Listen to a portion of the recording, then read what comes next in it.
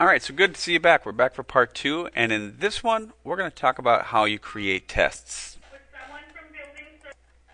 All right, so if we are going to create a test, we have a lot of choices as far as what type of questions we want to ask. And what we want to do is just show you an example of what a test looks like. Okay, so here's my little example test on the screen. The first thing that pops up is the direction page. It tells the kids how many questions there will be, if there's a time limit, and so forth, that they can go back and change answers. And like they would on a paper test, most kids never read this and they quick right past it. So now they start the test. So the first question comes up, and the kid has to put in the answer, whatever they think the correct answer is. And I'll put in what I know is to be the wrong answer and click next. So you see that the kid can go back if they want to go and change an answer.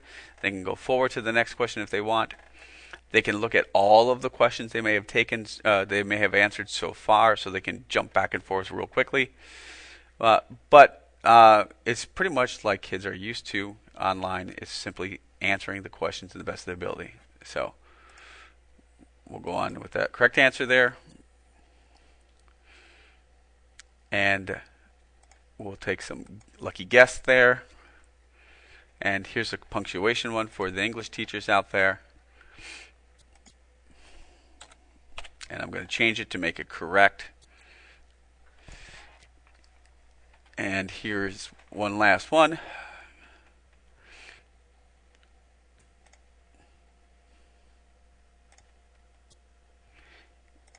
And with this one, I'm able to actually have more than one correct answer. It's worth 3 points. And then what I do is I'll get a point for each correct answer I have. The one type of question I did not show you is an essay question, but you can put an essay question in there. You can make it worth as many points as you want, and then the students basically type in their answers on their computer, and you get to see exactly what they typed. So now at this point, the kid can basically just save it and maybe finish it later. They can go back and look at all the last question or all of their questions, or they can click on finish. And I explain this to my students that clicking on finish, it's like handing the test into my desk.